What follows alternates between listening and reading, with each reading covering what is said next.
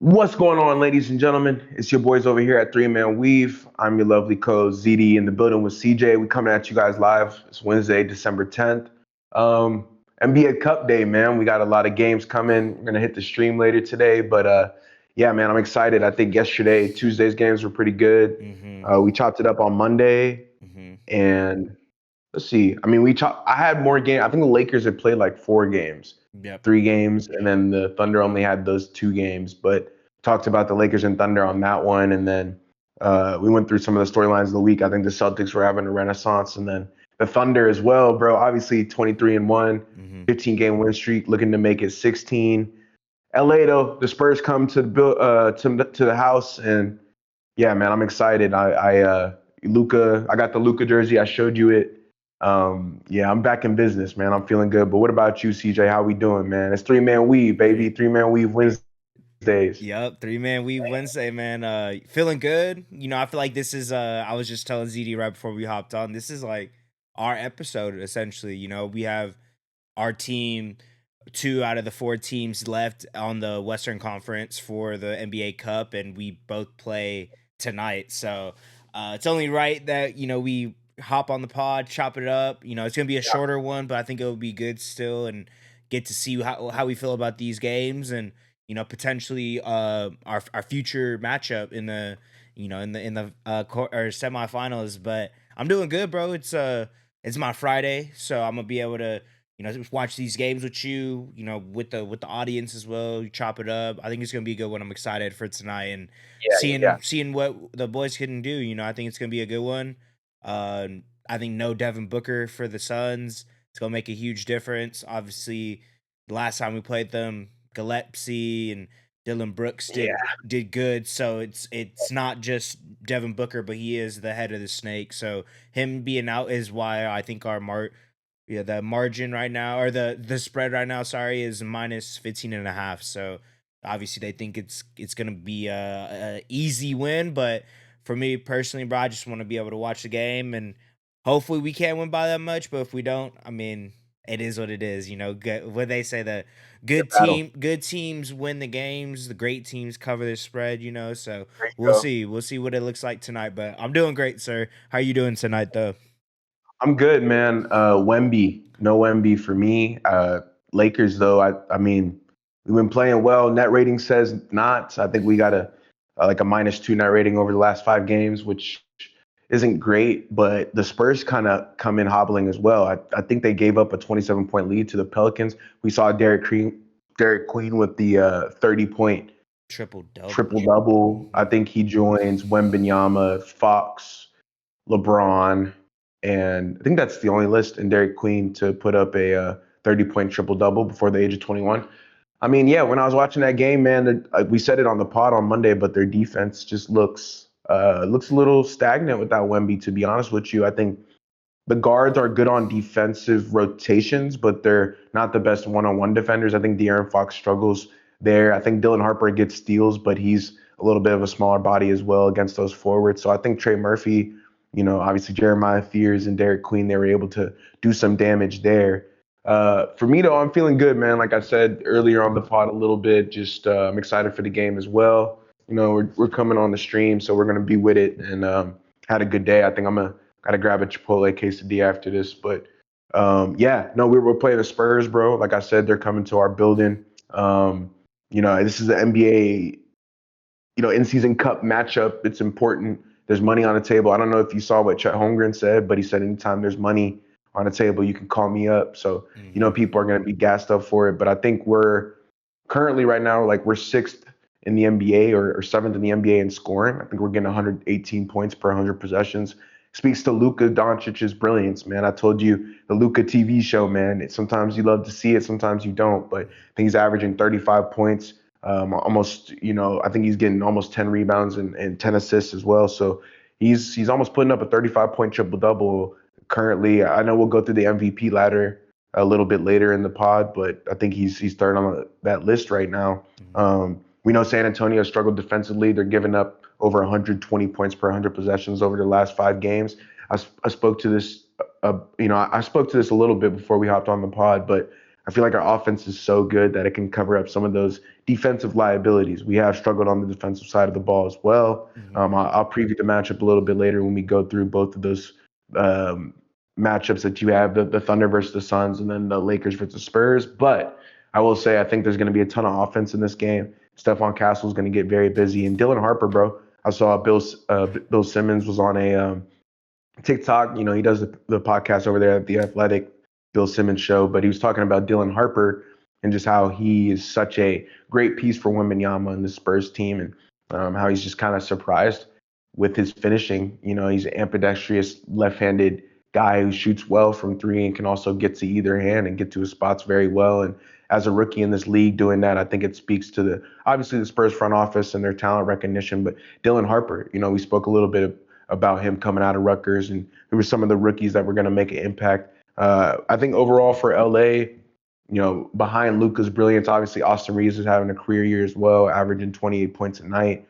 He did have a dud against the Sixers. I think he only put up 14 in that one. Really struggled from the field, which I also spoke about on Monday. However, I am expecting him to have a bounce back game tonight with Carter Bryant out, who is a little defensive menace. I think the Wembanyama and Carter Bryant absences on defense are really going to help hurt the Spurs.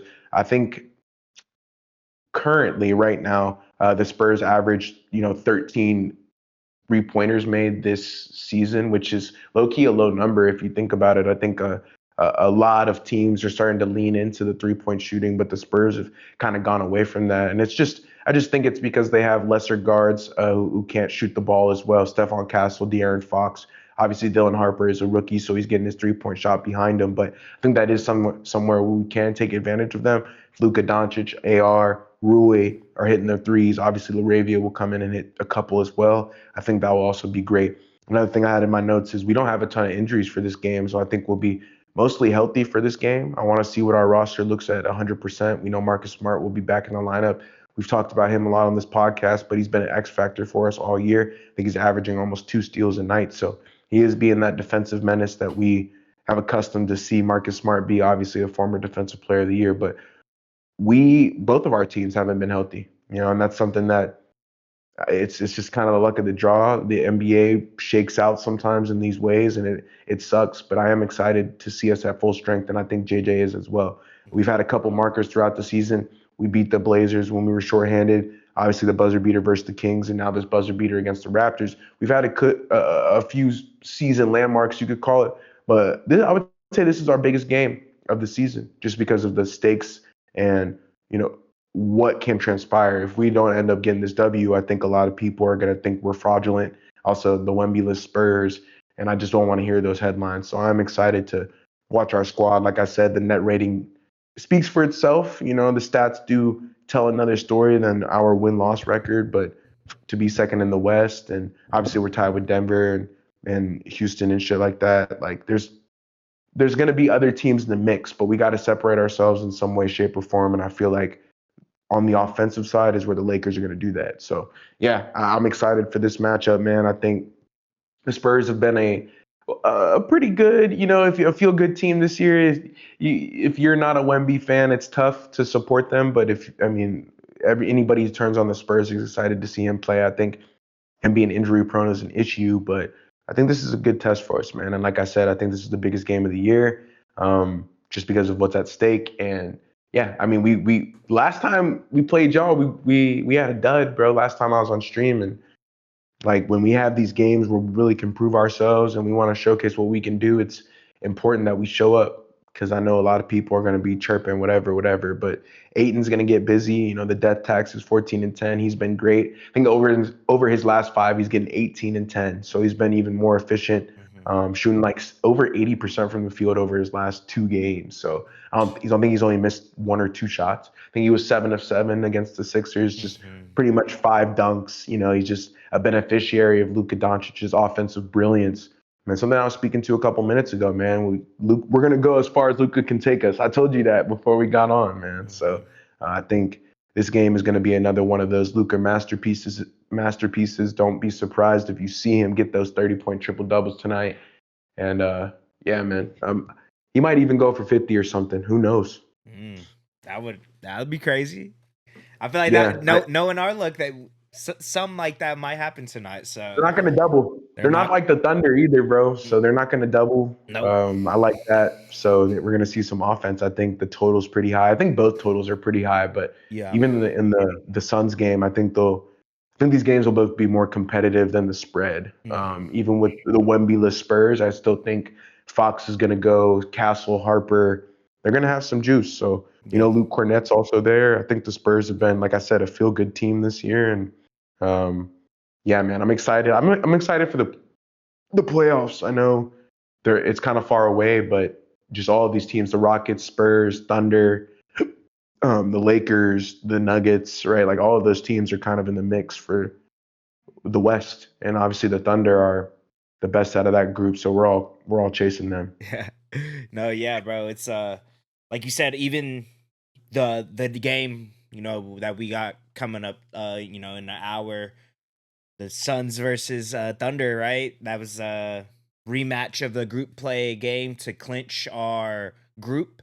So we were able to get that dub. That was one of the, like I remember when we hopped on the podcast, there was a stretch of a week, I would say, where it was like 3, 4 games where the Thunder were in close games. And one of those games were the Suns in that group stage. Obviously, we were there, so different environment. But heading into this Right. game, even without Devin Booker, bro, the Suns haven't really been playing as hot as they were like a week or two ago. But what they have been, I think the thing that they've been figuring out is their identity. And when you have like a player like Dylan Brooks, averaging career highs in points, and you have Colin Gillespie, getting these crazy minutes, valuable minutes for a player that we weren't really expecting to be performing at this level. You're getting people that are over exceeding their expectations we had set for them. So I feel like that's I wouldn't say a trap game, right? They're here for a reason. They were able to make the wild card and go against us again, a rematch of that game that was super close. Um, kind of giving me those type of vibes. I'm not gonna lie, just because spread is so high. No Devin Booker, kind of like what you're saying. Wemby list Spurs, right? Well, it's a Devin Booker list Suns, so it's like same type of situation. If we don't, I know that the defense is going to be there, right? I'm not worried about that. The thing that I'm worried about is if we're just not knocking down our threes, and we're home, so it's a little bit different. I don't think that's going to be an issue. But if through stretches in the games, like when we went against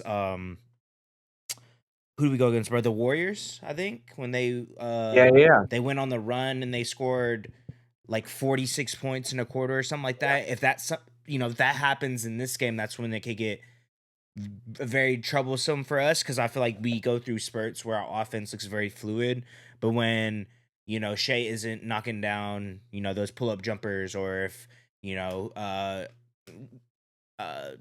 fucking Lou Dort, sorry, if he's not making those like corner three. wide open corner threes, it puts us in a deficit, right? That being said, though, I'm not too worried about it. I just think that is the type of vibes that this game could potentially, sway. Especially, I feel like they're gonna be playing with a chip on their shoulder. We just beat them Yeah, a week ago, to win our group, like I said earlier, to get to the quarterfinals. So we kind of solidified our spot. I feel like they did what they could. Obviously, the point differentials where that really came in, and obviously our record, but they were able to still get another opportunity to go against us. I think it's going to be, like you said, a lot more competitive than what the spreads and what the overs and whatnot are showing us. I think it's going to be, a high scoring game. Obviously, that being said, for us, high scoring.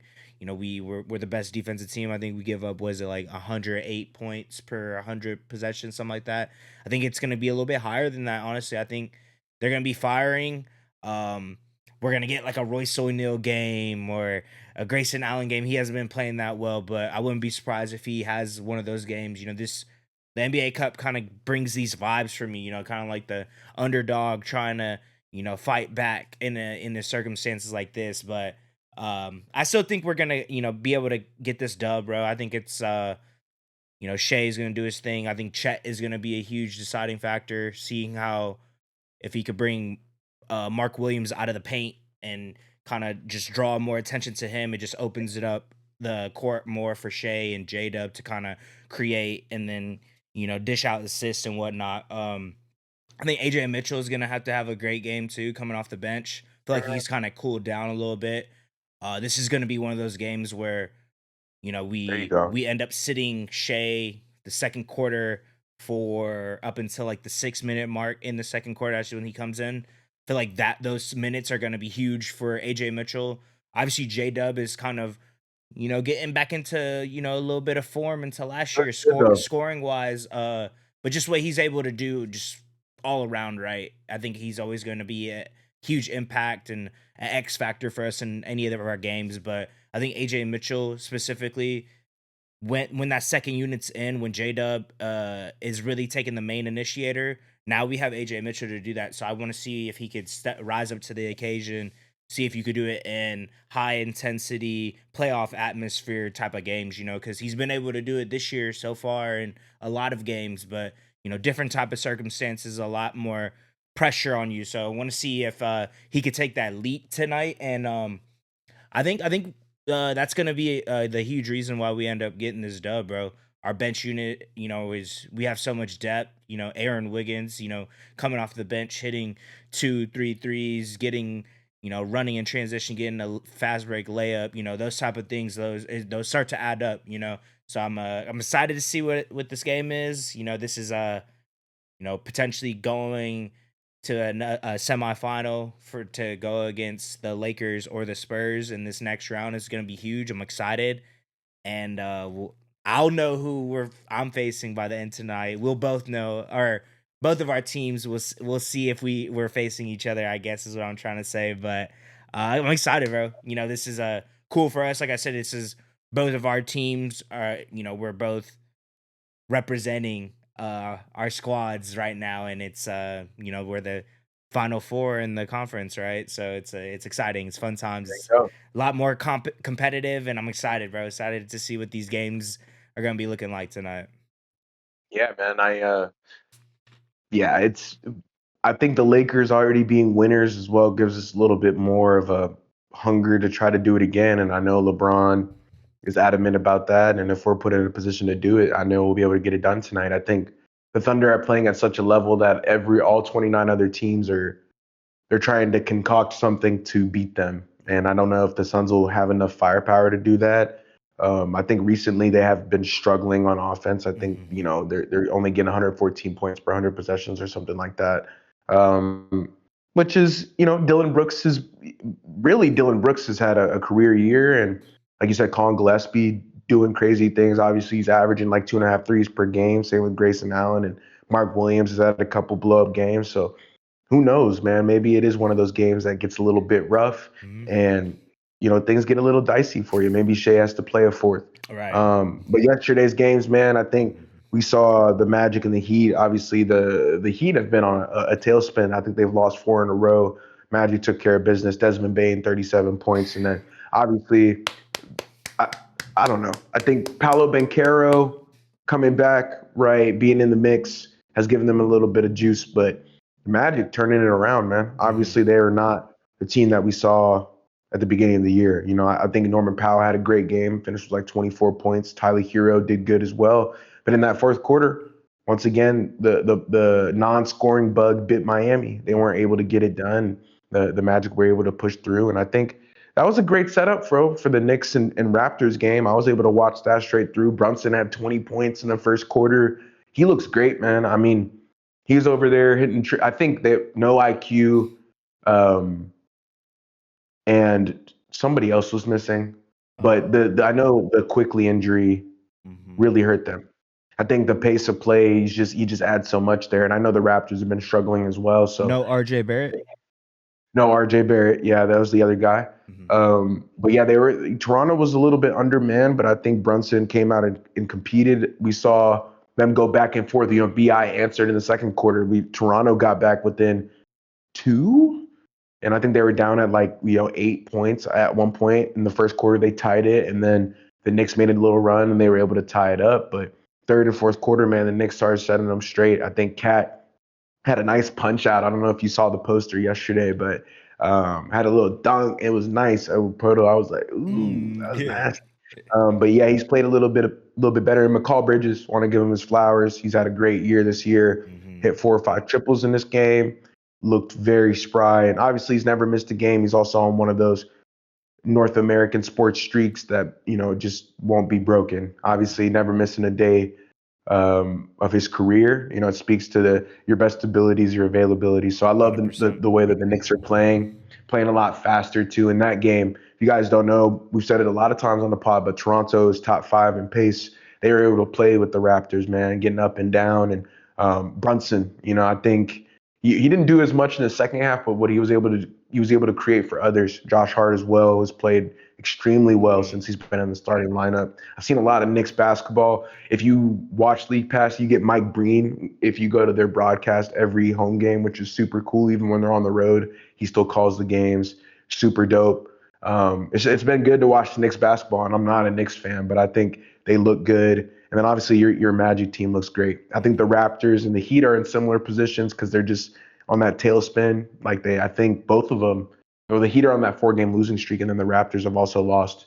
You know, I think 8 of their last 10. Hmm. So they're like 2-8 over their last 10 since we last spoke about them a week and a half ago, and so they've slowly slipped off the pedestal as well. But yeah, great games last night. Tuesday took the cake for me. I was able to really watch them too. I like these 2 game slates where you're able to digest the game and get a true understanding of how these teams are going to play because the in-season tournament is really the closest thing we're going to have to playoff basketball, obviously until playoffs. But Hmm. if you're fiending for it, like CJ and I are, it's really good basketball to watch. So I was appreciative of that. Yeah. No, yeah, it's like you said, bro, just being able to watch these type of high intensive games so early on in the season is why I thought the NBA Cup was a great thing to introduce to the league. Because I feel like we took from the sports world where they have like the FA Cup, they have like a domestic cup that you try like a Right. tournament, and then you Not have exactly. the Champions League or the Europa League. You have so many other tournaments that you're also trying to get your league title as well, but there's other things that you can strive for, and it's kind of like a marker for your season.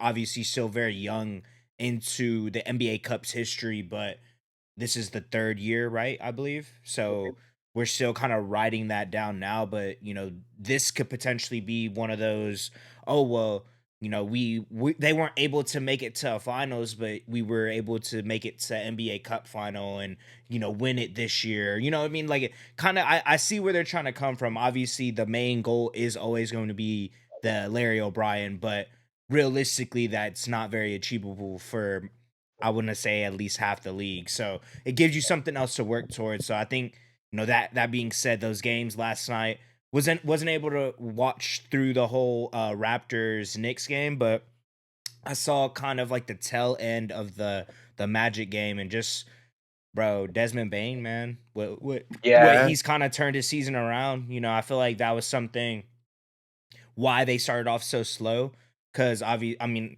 they haven't been healthy for one. I feel like anytime one of their all-star forwards gets healthy, the other one gets injured. So that's been something they have been having to deal with all season. But Desmond Bain has been pretty consistent, playing wise, right? Your best ability is availability. Just performance though on the court though has been super streaky. So feel like he's kind of turning that corner now, and he's showing us what he can be. The main offense initiator at times, or you could kind of play second or third fiddle depending who's on the court with him. But what he was able to do yesterday, bro, I feel like it's a huge reason why I thought they were going to be really good. And he's kind of showing us the defense is kind of getting back around. Uh, Jonathan Isaac, I mean, we brought him up before. He isn't a complete zero anymore. I feel like that's something that's for them. That's kind of turned their season It's a big around. And deal. Anthony Yeah. Black, bro, you know what I mean? He could potentially be in that six man of the year type of conversation, the way he's been able Awesome. to do, kind of improving his game, being, I think he was a lottery pick, right? Like 2 years Yeah. ago. So just seeing Yeah. his improvement, the Magic, I've talking very highly of them the past couple seasons. Developmental staff and whatever who they're able to draft, I feel like they usually are able to do really well and just develop their guys into obviously great defenders, but it looks like whoever they're bringing in now offensively, it looks like they all kind of have that. Who was it? You said it was What? who's like their player developmental coach?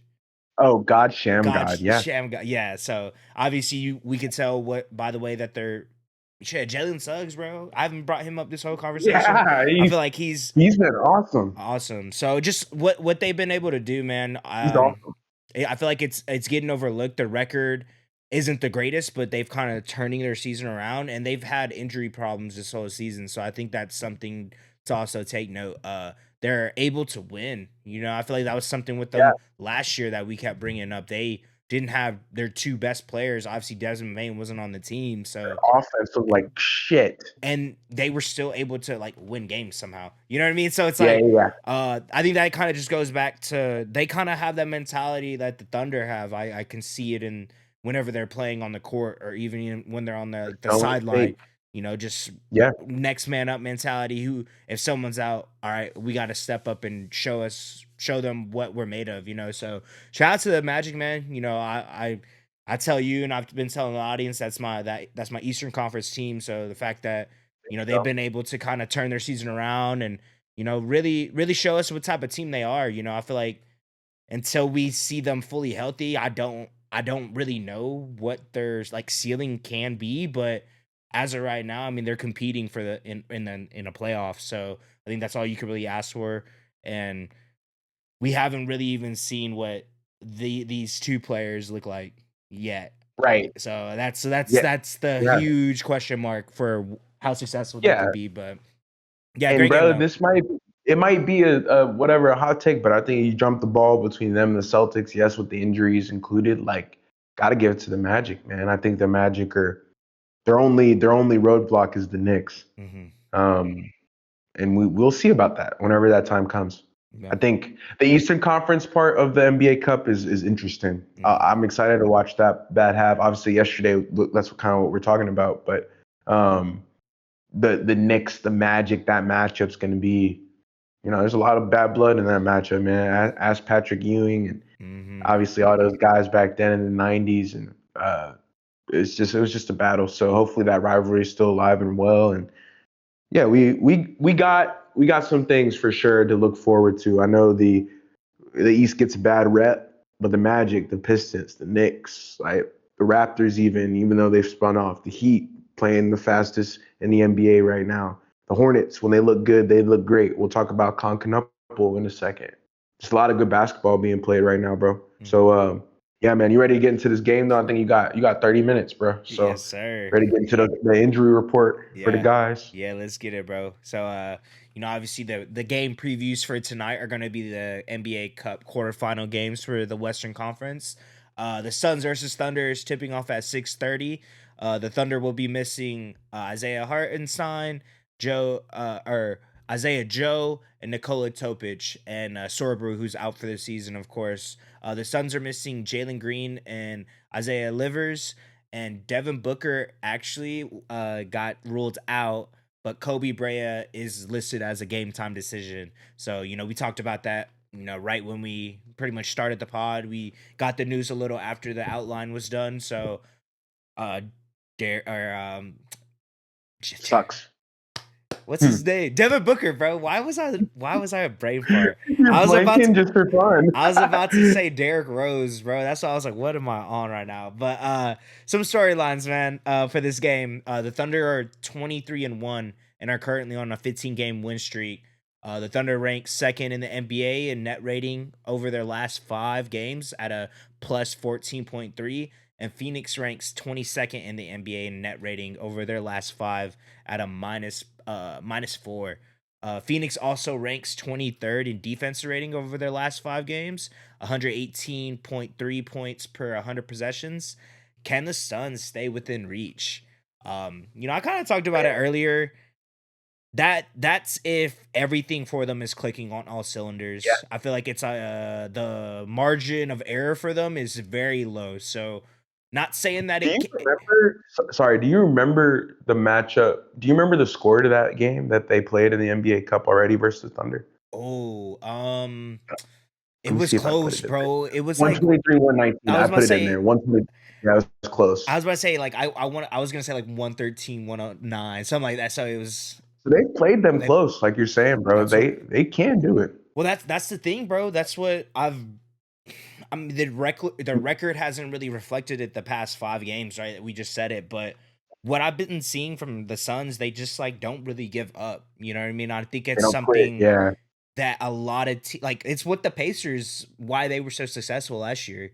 You know what I mean? It always seemed like they were in the game regardless of the how much they were losing by or whatever, you know what I mean? So it's I think that's something with them too. Obviously, Devin Booker not being there is going to make a huge difference, but that being said, I mean, I think they can it's hard to get what what Devin Booker he provides for them. It's not as easy obtainable. But if you get that from 2, 3 guys hitting 3 pointers, guarding well, causing turnovers, doing the like the little get boxing out, getting the offensive rebound. You know what I mean? Like it's not too far of a stretch to think that this game could be close, but like I'm saying, everything has to go perfect for them, or we just have to have a bad game.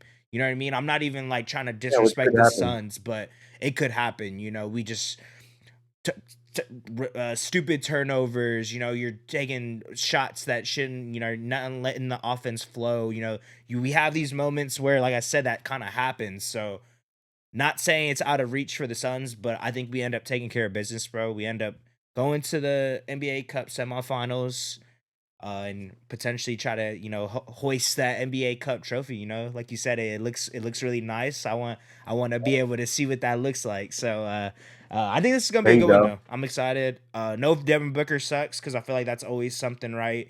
But you got to go out there and compete, and I think the Suns are gonna be able to do that. And we'll see if they blitz us first quarter. I mean, it'll be an interesting game because, like I said, if we're not hitting our shots, it's going to be a lot harder for us to, you know, Yeah, it's different. catch Yep. up or if we are There you go. losing by that point. But I'm excited, bro. Yeah, man. Yeah, I think the question you ended, yeah, just can they stay within reach? We'll see. That net rating says no over the last five, like you said, -4. Like they're losing on defense now, so that's a problem. I think the Suns got to clean it up. I think they can though. They can.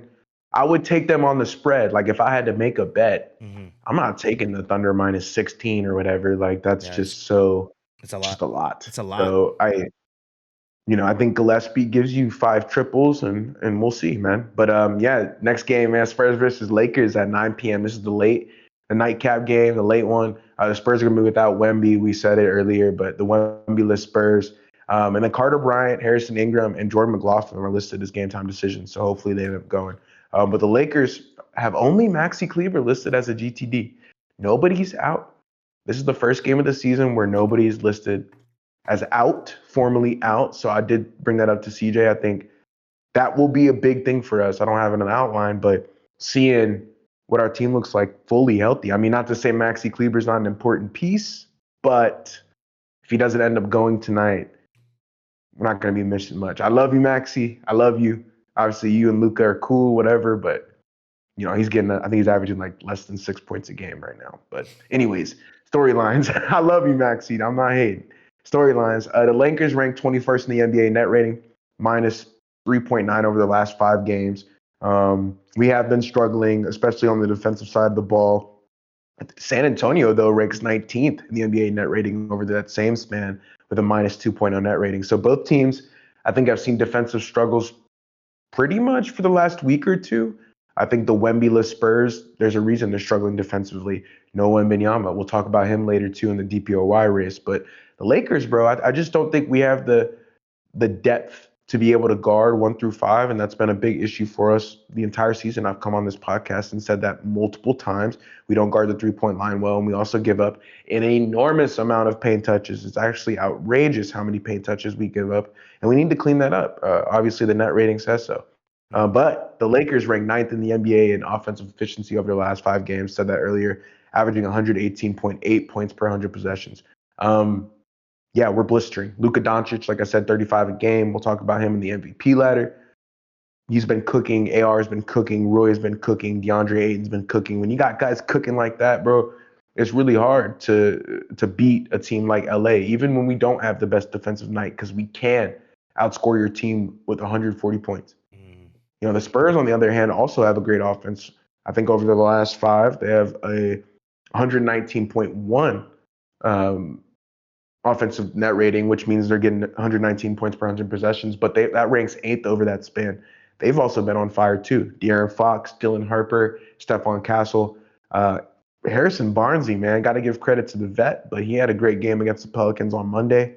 He kind of still has some juice in that engine. You know what He I'm saying? He does. got some oil in that tank left. So I think the Spurs have a lot of things to look forward to on the offensive side of the ball, and the Spurs and Lakers both ranked bottom third defensively in the league over the last five. Will this be kind of a offensive clinic, man? Will we see the offense show out in this one? I think we will. I think the Lakers. I think the spread is like -7.5. I don't think we'll cover the number. Again, this is the NBA Cup. Both teams that are on the road are going to be playing like they're on the road and that they're desperate for some sort of result, right? They may not win, but they're going to be playing hungry and they're going to play like with house money. And I Mm. think that's, like you said, that's where the Thunder have to be careful. They're 23-1. You don't want to overlook the Suns, but with the Lakers, we have to be careful as well. We don't want to overlook the Spurs without Wemby, just thinking, oh, we'll be fine, we'll be this, we'll be that. Mm. I think this game, like I said 20 minutes ago, 30 minutes ago, but it'll speak to how prepared we are for playoff basketball. And I think this is a playoff atmosphere. And I think Luka Doncic and AR and company will be ready, man. I'll have the Luka jersey on for that one. Oh yeah. Should be a great matchup. And yeah, man, I'm just excited for it, bro. Like Yeah. I think at this moment in time, I'm more concerned with how we look on defense, obviously, as Mm. opposed to the offense. Like I said, we've been scorching pretty much all year. So what can we do on the defensive side of the ball that sets us apart? Kind of like the Thunder. That's what sets the Thunder apart from everybody is their defensive prowess. Mm. Can we just find that sort of juice tonight, man? We'll Yeah. see. Yeah. We'll see. Yeah. I've been asking people this question because obviously we have a lot of football fans in our group, so we talk about whatever going on, college football, NFL, and you just brought it up. It kind of pertains to the same a question I've been, bringing up. When your team is like that, right? When you're a Lakers fan, your team's blitz blitzing from offense all year long, right? One of the top five most efficient offenses in the league right now. Would you rather it be like that and your defense be kind of lackluster, or would you rather have your offense be elite, but my bad, your defense be elite, but your offense is like stuck in mud? Like, which would you rather have? Good question. Probably the scoring, just because it is basketball, Yeah, I and agree. like you got to score points to win games, and like I'm willing to sacrifice a little bit of defense to get a bucket, but how much is the question? I don't think, like I said, bro, we are not a championship contending team until we get our defensive rating cleaned up. Hmm. We won't go to the championship, so I think we have a lot to prove in that regard, and I wouldn't be shocked if JJ says that in the pregame presser and probably postgame. I'm going to be looking at defense. I don't care what our offense does. We're going to score points just because we're blinking. When you got Luca, AR, and LeBron, who we haven't spoken about yet, he's going to be juiced up and ready to go. Hmm. I don't know, man. Anything can happen. So I'd rather get a team that can score the ball, sacrifices defense a little bit. But if you feel the same way, then I can't be too far off. I feel like a lot of offensive minds, especially in today's game, would think that way, and I don't Hmm. think there's anything wrong with that. But Yeah, sir, would you like to talk about the? I'll do it from the back. Actually, let's go through the DPOY. let's do it. We'll leave the MVP for the end. I'll Bet. just run through it real quick. I think I'll go from 3 to 1. We're only doing top three candidates right now. But I was looking at NBA.com. Evan Mobley. Mobley's one of the more efficient players in the league right now. Obviously on defense, he hasn't had the counting stats. I think he's only getting one block and a steal per game. But the Cavaliers, man, would be nothing without his interior defense. I think he causes so many, guys to like. I don't know what it's called. They're like non-shots where like you would get a layup, but since Evan Mobley would probably block it, they just don't shoot it. It's Right. not going to show up in the stat sheets. Wemby gets that a lot, but those types of plays I see happen with Evan Mobley a lot. So, Mhm. obviously he won DPOY last year. Me and you have been very high on him, and I think he's continued that into this season. Cavs record though says they got some things to work on. I think offensively more so than defensively. Mhm. However, Mobley's having a pretty good year, man, and he's third in this race. Um, Next on our list is obviously Victor Wembanyama, who's missed a ton of time. Not going to talk about him a ton, probably give him 30 seconds here, but best defensive player in the world when healthy, Yep. can get you 10 blocks in a game. I think Wemby is, if you were to build the best defensive player of our generation in a lab, they'd create him. Mhm. So I think that's all that needs to be said. I think he's getting 3 or 4 blocks per game this year. Once again, that's going to be a staple of something that comes with Wemby. But the games played, and I knew you were probably going to bring that up, but I don't know. I Mhm. think he will sit down the line with a sickness or two with the lingering injury here, and I don't think he'll be in the race because of that. It's not to say that he's not a all time, like not even right now all time defensive talent, but if the injuries are lingering, man, this next guy has a much better shot to win Defensive Player of the Year multiple times. And that's none other than Chet Holmgren. Chet Holmgren, again, similar to Evan Mobley, the counting stats not really there. I think he's only getting 1.7 blocks. If I'm not mistaken, that might be a career low for him or second to his rookie season. It's a bit odd, but man, the defensive box plus minus is off the charts. He leads the league in that. Obviously, the Thunder are the best defensive team in the NBA, so that's going to correlate, and that's why he's there. They're the best defensive team in the NBA. He's the best defender on that team, and obviously on the interior. Cason Wallace is on the list at like eighth, which is really cool to see. That's cool. Giving some love to the guards, another Thunder, acquaintance. However, I think Chet Holmgren deserves to be in the top spot. He has the shortest odds. I think it's plus 150 right now. Mhm. I would grab it. I think Chet's going to play a lot this season. I think Chet's going to do the 1 year on, 1 year off. Mhm. He's going to play 72 games, then get hurt, play 50. Right. He's going to give you 72 games, then get hurt, play 30 or 40. Like, I think Chet is, you could look at him as injury prone, right? Because he's had the Liz Frank, he's had these injuries in college and obviously early in his NBA career. But this season, man, he looks to be coming different. Like I said, the counting stats aren't going to blow you off the page. Mhm. 1.7 blocks, less than a steal per game. The box plus minus, though, best in the NBA. Forget the exact number, so I don't want to read it, but it's the defensive box plus minus is there. And I went through this with you, CJ, when I want to say it was we streamed, but I think they have like the deflection stats now on Mhm. NBA.com. Yep. The defensive box plus minus, they have like a box score for it. It's really cool. So if you guys have time, definitely go check that out. Yeah, don't they have, like, gravity and stuff like that too? Like Gravity, yeah, they yeah. have some other like offensive ones, Yeah. obviously not defense, but like they have some other advanced stats that are pretty nerdy, like really, really cool. Obviously, the NBA nerds were the ones who were like pushing the NBA to make that a thing. So I think that is cool, and it's to see player like Chet has a ton of impact, bro. Like Mhm. I think his reach is probably second or third in the NBA right now as well. That's also something that deters people from taking shots. And I don't know, man. I think the DPOY is a little bit cold this year, but I think it'll Mhm. heat up as the season goes along. Yeah, I feel like DPOY is one of those awards where obviously you kind of see who's going to be a consistent player, but I feel like there's always one player like halfway through the season that just locks it and ends up being one of the best defenders, or you know what I mean. I feel like it's we've been seeing, with the men last year, and then even Tumani Kamara last year. Like, we saw these forwards kind of emerge. So interested to see who that's going to be this upcoming season. But it's always one of those awards where you kind of just gotta wait, kind of like the sixth man a year too. Like, You gotta you wait. just got to see who ends up qualifying for the award and whatnot. But speaking of awards, man, we'll go into our next one. We got the Rookie of the Year race right now. At three, we got the one and only Derek Queen. Queen is averaging 12.9 points per game, 6.4 rebounds per game on 49.9% shooting. On Monday, he ended up putting up 33 points, 10 rebounds, and 10 assists, and 4 block shots while making 11 of his 15 shots in a loss to San Antonio.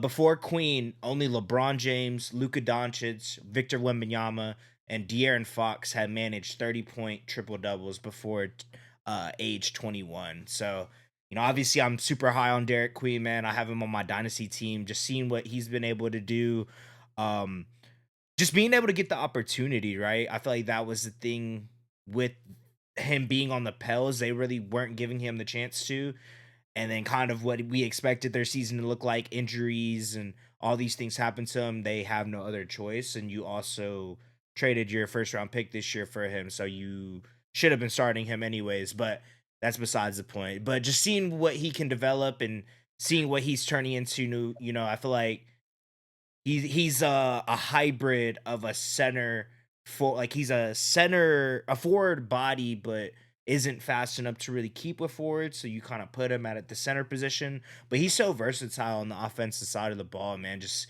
seeing what he's been able to Very do gifted. in the first, month of him being a consistent starter, 2-3 weeks, whatever it is, he just has a good feel for the game. I feel like that was something even when he was at Maryland, seeing him what he was able to do last year there, just think that was something I could sell in his game.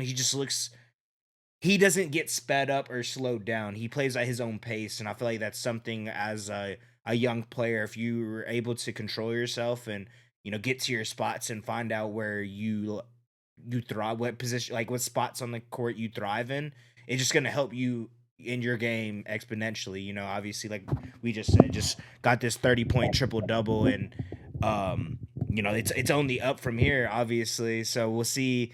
What he's been able to sneak his way up into this rookie of the year race right now. Uh, but this number two guy, Con Knuppel, man. Knuppel is the rookie scoring leader and threes made leader as well, averaging 18 points per game on 40% shooting from three. Knuppel is on pace for 276 3-pointers, which would dwarf Keegan Murray's rookie record of 206. He has had 7 games with at least 5 3-pointers made this season and is currently averaging 3.5 threes made per game, and an NBA record by over 1 3, or by over 1 3 per game Yeah, rookie record. as a Yeah. rookie record. Yeah, yeah. That's what I was like. Wait. But yeah, no, just we talked about Con, man. That's why it's kind of cool seeing these people that are on the rookie of the year race. We were kind of talking about them Oh yeah, last like year, we got even, all and all BJ and all of all them. of them, Yeah. yeah. So it's cool seeing that because ZD and I were both saying that he is probably the best shooter in this draft. We brought it up last podcast as well. I think I said Trey Johnson was the best scorer, but Concanapple was, to me, hands down the best shooter in this draft. So I think it's translated pretty well so far in his young career, Yeah. and just seeing what he's been able to do. Playing for the Hornets, they haven't had their two franchise players consistently in the lineup for this whole season, and he's still been able to be a perfect plug and play player for them and kind of providing what they've been missing, and that's a consistent 3-point shooter that is efficient and just has a great feel for the game as well. I feel like that's the thing with Oh this man. class. It Yeah. just all these players just know how to play basketball, and they're smart, they're athletic, and they can shoot. So you're getting these 3 level scorers, kind of falling off the tree in these drafts classes now and making smart decisions. So Con Knuppel is just another player that in that type of mold, but he is second right now in the rookie of the year race, and number one, man. It's who we were expecting to win, I guess you could say. It's what they tanked for last year, the Mavericks, but the one and only Cooper Flag, man. Cooper Flag is averaging 17.3 points per game and 6.3 rebounds per game and 1.3 steals per game on 47.5 shooting from the field. After a slow start, he's woken up in the clutch. His 52 points in the clutch place him fourth in the NBA, and his 71.3 clutch minutes are second only to Tyrese Maxey's 75.6 of the Philadelphia 76ers. Flag's 59.3 field goal percentage is second behind the Minnesota Timberwolves' Anthony Edwards' 66.7 among top 20 clutch scorers. Man, I feel like that shit. That's the main reason why you wanted the player of Cooper Flag's caliber. I feel like with the emergence of Ryan Nembhard, Brandon Williams, that There is you able to go. get these Yeah. type of good point guard minutes. We're kind of able Hey, to Maverick see. fans are smiling ear to ear right now because Hey, they did not think you're gonna say that shit. hey, man, So that's why there you those go. type of players making the emergence onto the scene has helped Cooper Flag play his true position and what he can really be for a team. You know, like an all around player. You know, him being second in minutes behind Tyrese Maxey for clutch. You know, as a rookie and as the youngest rookie right now, I think it says a lot more just the type of player he is.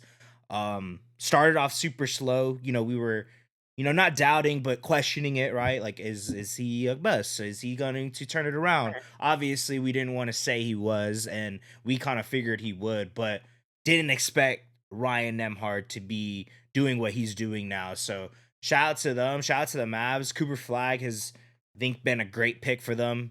You know, slowly establishing their identity on the defensive side of the ball, right? That's what Nico was saying before he got fired. But I think they're kind of molding themselves into that. But it's also the other guys around them, you know, Klay Thompson. I feel like we haven't really brought his name up a lot in these conversations, but he's kind of been able to not even be what he used to be, but just being able to knock down threes. I feel like has opened up the court for just everyone else. And Cooper Flag being, you know, so efficient in the clutch minutes, it just goes to show the type of situation he's been put in, and he's been able to, you know, not carry them to wins, but he can put them in position to potentially win these games. And I think that goes a long way for a young rookie in this league that is figuring out his footing right now. So shout out to Cooper 100%. Flag, number one right now in the rookie of the year race. I think he was getting like 20 points per game over his last 3 games. The Mavericks went on a little win streak there. So, yeah, man. But this is the cake. Obviously, last bit of our podcast, but the MVP ladder, man. It's simple. You guys probably already know who's on this list, but it's crazy. You know, it's crazy. We're right about this list too. But number 3, man. I think we can go back and forth. I'll let you do Shays. But Yep. number 3, Luka Doncic, man. Doncic is obviously the scoring leader in the NBA, averaging 35 points per game. Ranks third in the NBA in assists with 9.1 assists per game. I think his the way that he controls the offense. I think his passes this season have been like phenomenal. I think him passing out of double teams, him shifting in defense has been great. So that checks out. He's also among one of the best rebounding guards in the league right now, averaging 9.2 rebounds a game, which ranks him 13th in the NBA for all positions. Think about that. You're getting that type of rebounding value at a guard spot from a 6'9" guy who's giving you 35 points a game. I mean, Lakers are 4-1 over our last 5 games. Luka's averaging 36.2 points per game, 10.4 rebounds, and 9.4 assists over that span. Do I need to say more? I mean, snap, this was your MVP pick. I had Shea, just because I think the NBA leans towards winning a lot. And obviously the Thunder do that. I don't think Shea's necessarily been better than Luka, but the 23-1 record, it's hard not to give that. So I understand why Shea is ahead of Luka, but Luka's been brilliant. I am so happy that we have him on our team. Going back to the trade with AD, just changed the course of our franchise, really. And you would always ask me the question, what are we going to do about our future? What are we going to do about this? What are we going to... Hey, our answer is number 3 in the MVP race, baby, and he Got looks him. good. Mm-hmm. I think he's played. He also, you know what? I think he also rises. He allows Austin Reeves to be AR Yeah, because you that's true. can't double him. Or you can't I think he elevates Austin Reeves' play a lot, and he's just an overall like great player to have, bro. I'm very thankful to have a Luka Doncic on my team, and clearly the NBA sees that as well with his value being third in the MVP voting. I think we all in any hoop head understands the value that Luka Doncic brings to the team, and then the on-off numbers as well. I think on the court we are 118, 119 points per 100 possessions. With him off the court, man, and obviously this is staggered with LeBron and AR, right? It drops down to 112, so 113 range. It's a big difference, man. That 6, 7 point difference. You don't realize it until it's gone. Mm-hmm. And then we got a 41, 42-year-old, and I'd say in Austin Reeves, he's coming into his prime. He's not a young guy, but he's 27. He's still younger, but Luka Doncic takes away all of the burden on our team and covers up a lot of our mistakes, and Mm-hmm. he's third in the MVP voting. Yep. Yes, sir. going into number 2 right now in the MVP race. We got the one and only Shai Gilgeous-Alexander. Shai is second in the NBA in scoring, averaging 32.8 points per game on just 33 minutes a night. He's led the Thunder to a 23-1 record and currently leads the NBA in clutch points with over 74 total clutch points, 8.7 clutch points per game when put in those situations. He is currently on the second longest 20-point scoring streak in NBA history with 96 straight games with 20 or more points per game. Oh my gosh.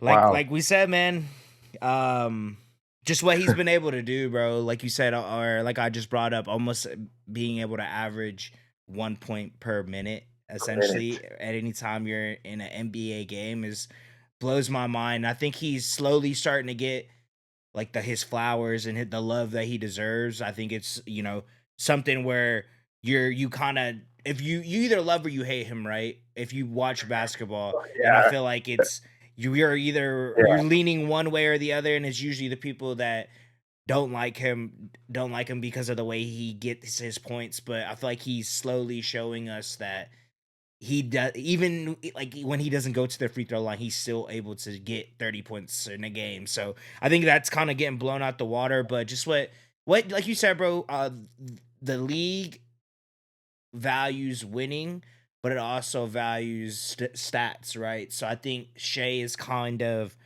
a perfect in between of, obviously Yeah. our team is really good, but he's also putting up like legendary numbers on super good efficiency. I think he's two percentages away from being 40, 50, 90, I 50-40. believe.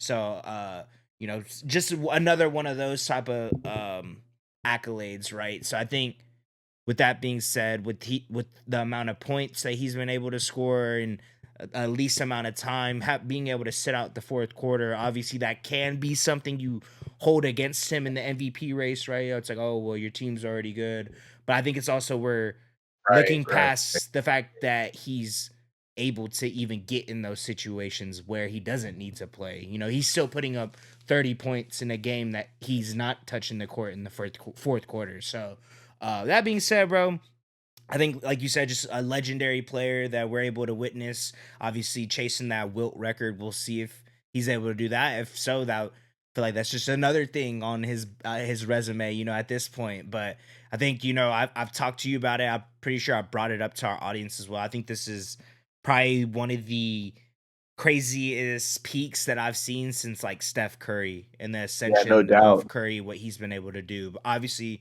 Shea still has a lot to prove, but these past 3, 4 seasons and being able to win last year is a huge thing. But seeing what we've been able to do after a championship, what we can potentially do as well. I think everything's in front of us. Just kind of got to take it one step at a time. But Yeah. I think with Shea, bro, being second on the MVP race, rightfully deserved. I could argue first, but obviously this next guy is in a class of his own. So I'll let you take this No one away. doubt. Yeah, and before, yeah, I think Shea and Luca will go back and forth for 3 or 4 more years after this. So that's a little bit of a different story. This next guy, obviously, is the Joker. The Joker probably has, this is his peak. Jokic is averaging another triple double on the season, which seems to be just another thing for him to do. 29.2 points per game, 12.3 rebounds, and 11 assists per night, which makes him the Insane. only NBA player currently right now to do so, average triple double. Jokic ranks first in player efficiency rating, which takes all of your good metrics, field goal percentage, free throw percentage, 3 pointers made, all that good stuff, combines them. He has a number of 35.3, which is currently an NBA record out of all players in NBA history. Yes, even Wilt Chamberlain.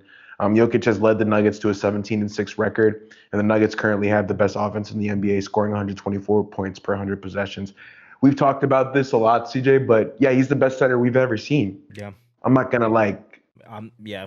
I openly say that now. I'm not gonna lie to you. yeah, I feel like, I think I don't think he should be one as crazy because like I said some crazy stuff where I was like, oh, I don't think he'll even be in the top three, whatever, because Wemby's not here. But I think if Wemby was here, we'd be having a different conversation. But since he's hurt all the time, okay, we're gonna give it to Jokic. Jokic is playing out of his mind. Mm-hmm.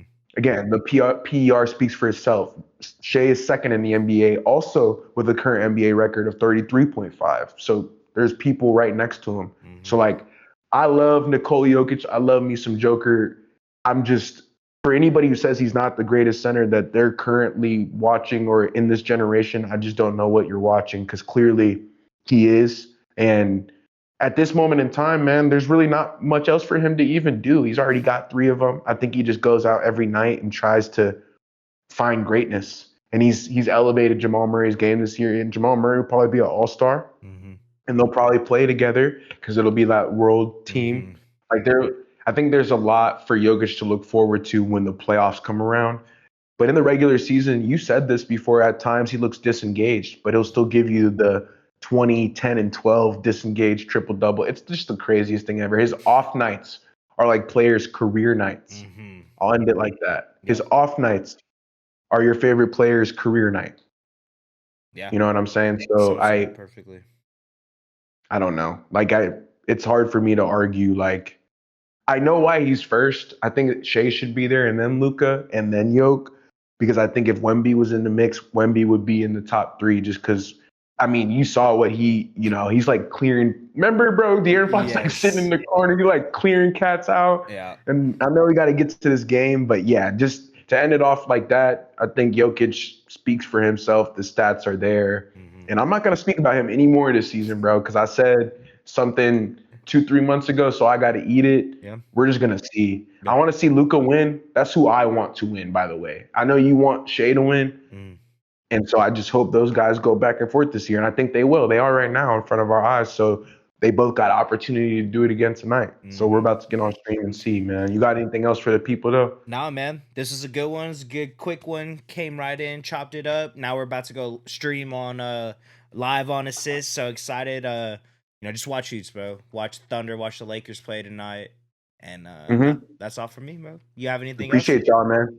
Nah, man, it's all love. And yeah, as I think I said it on Monday, but this is where the season slows down. The NBA does it on purpose. They give you 12 game slates, 9 game slates, 10 game slates, and then it hits you with 2 game slates. Mm-hmm. NBA Cup, it slows down a little bit. I know during the holidays, I know on Christmas, we'll have a 6 game slate, but it's going to be chopped up. Or, a 3 game slate, but it's going to be chopped Throughout up. the day, yeah. It's going to be chopped up in the morning. You got the mid, and then you got the night. So I think this is a good time to be an NBA fan because you can actually digest what you're watching. Mm-hmm. You got League Pass, man. Load it up. Let's go. Yes, sir. LA, baby. See Forever. you, bro. We appreciate you guys, man. Don't forget to leave a like, comment, subscribe. This is going to do it for the boys over at 3-Man Weave. We're going to catch y'all on the flip side, man. Peace. Peace. 3-man, 3-man, 3-Man, 3-man, 3-man, 3-Man. 3-man.